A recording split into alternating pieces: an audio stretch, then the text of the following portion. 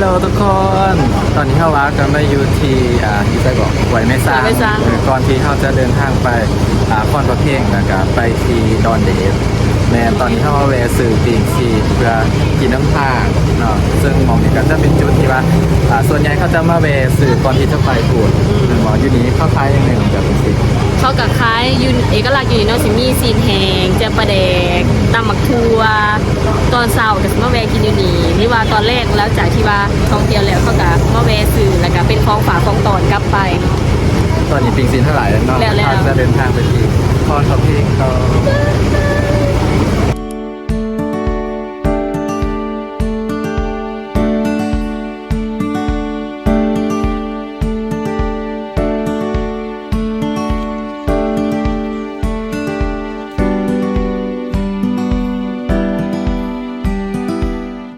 ตอนนี้เฮาอยู่ที่วัดที่คนในหมู่บ้านเอิ้นกันว่าวัดโพกิ่งแก้วกองมณี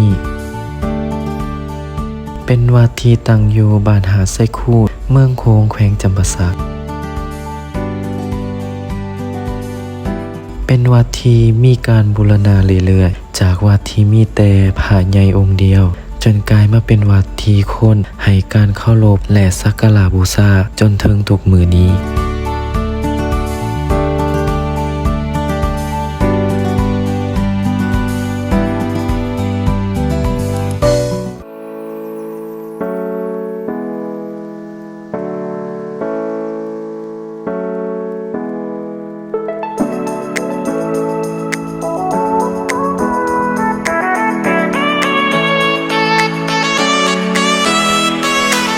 เอาตำหมักหุ่งอีกครบหนึ่ง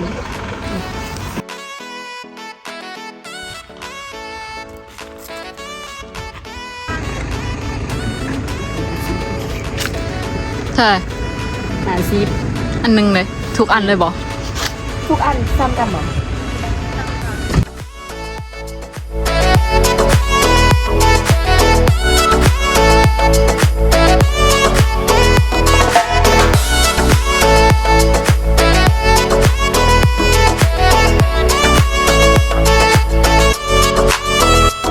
ตอนนี้เขาเป็นยางเขามาในแล้วเนาะกะสิเห็นบอลชมวิวตัวนี้จุดชมวิวกะสิเห็นน้ำตกสิบวกแห่อื่นแต่ว่าสิยางเขาไปจุดชมวิวอีกบอลหนึ่งเนาะแต่ว่าเขามามันก็อยากหอดเนี่ยแต่ว่ามีหางคล้ายเครื่องอยู่กะสิโอ้ไก่บอประมาณแต่บ่หาแบบเนี้ยแต่ไปมองหามันสิเห็นเป็นน้ำตกเลยอันนี้เพราะว่าคือมาเดี๋ยวก่อนมันคือตัวนั้นมันจุดชมวิวเก่าเลยตัวนั้นเดี๋ยวไปเบิ่งบ้านมันจะงามสำหรับนะทันแต่ว่าพอมาเน้นมาหอจะหางแถวนี้บริมาเดี๋ยวสิพาไปเบิ่งจูคูแซ่บพอใส่แดดตอนนี้ยางมาเลยก็มันคือท่า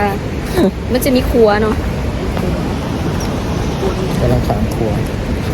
ก็มีอย่างเซมหมวกเหมาะด้วยแดดไล่แดดไล่ให้เอาสลับหรือโมแกงแห้ง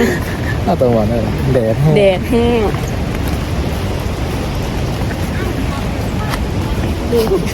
หมวกมันบ่พอหัวมันนอนหมวกมันบ่พอหัวบางทีน้อยๆเลย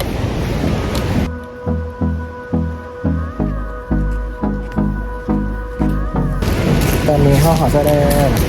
เขากระยางมาหอดไก่สิหอดเนาะเขามาไก่สิหอดจุดชมวิวนะเนาะแล้วตัวนี้ก็เป็นกะทิเป็นอาหารเนี่ยอีกคนใช่ไหมดาวตาดีดีก็เบิ่งดาวไก่สิหอดแล้วยังอีกอึดใจเดียว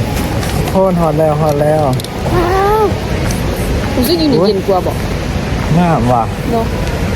เพราะว่าท่านมามองนี้ก็ถือนะคือว่ามันมีแต่หอเธอบอนี้มาเจอก่อนนี่มันหอนไรมันเป็นงานมากซึ่งจุดส้มวิวเก่าทุกคนต้องมาเห็นโดยตาตัวเองมันใหญ่มากเพราะมันงามแห้งกระสิแผ่นออกไปเลย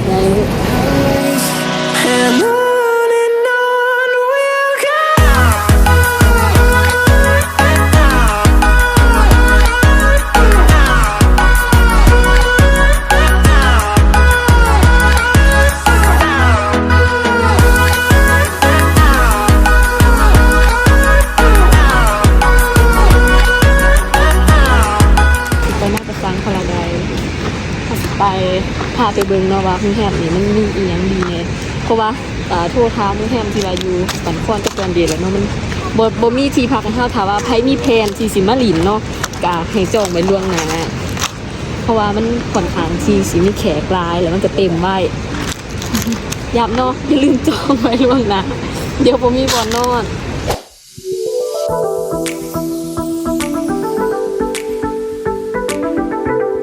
ตอนนี้เฮากับมาฮอดอีสังวะ โรงแร โร ม งแรมน่าจะสร้างกว่าใดแหละเนาะแต่ว่า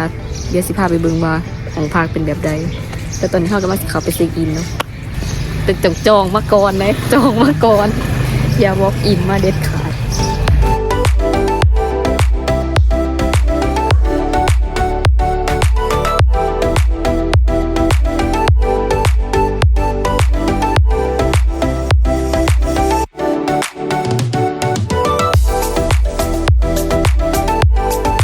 โซขึ้นหนึ่งเท่าไรเนี่ย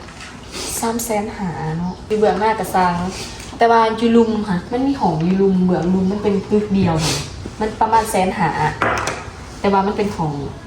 บุญใหญ่ซัมมีตอนมันเต็ม อันนี้ของเตียงครูเนาะ มีงานของเกณฑ์ครูนอนไหนประมาณ3 คนใช้มากอะส่วนมึงเอียงมากก็ได้มันจะเป็นของหน้านอกโค้งแก้มนี่กับไข่เป็นซ่อน3,000ไม่พันหูแบบสบู่ก็ขี้อาบน้ำแต่ซะหัวเด็ดอย่าซะหัวติชิวแต่ก็เบิ้ลก็จะรับสิ่งดีๆก็คือของน้ำบัวว้าว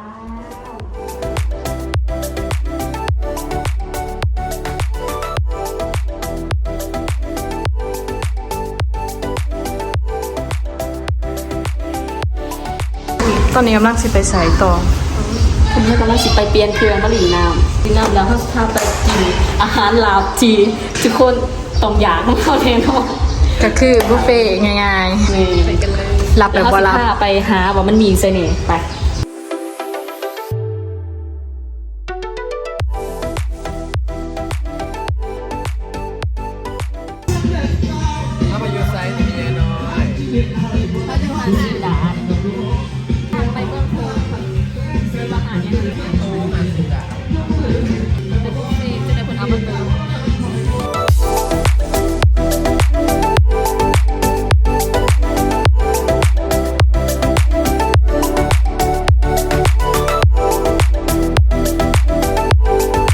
ตอนนี้ไม่เท่ากับจากหาดสินดาแล้วเนาะแต่ว่าหาดสินดานะโดยรวมทั้งหมดมัน